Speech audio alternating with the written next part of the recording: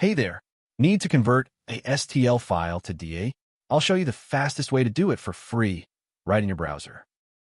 Go to Google and type STL to DAE in MiConvert. The first link is what you need. Go ahead and click it. Here we are. This is the free STL to DAE converter. No sign-up needed, no software to install. Let's get started. Hit the Choose File button right here. Find your STL file on your computer, select it, and press Open. Perfect. Your file is ready to go. Check the details if you want, then just click Convert Now. Super simple. And it's converting now. See how fast that is. Just a couple of seconds and you're done. Boom. Conversion complete. Hit that Download button and your DAE file will be saved instantly. Easy, right? Head over to MiConvert.com anytime you need to convert files. Don't forget to subscribe. See you next time.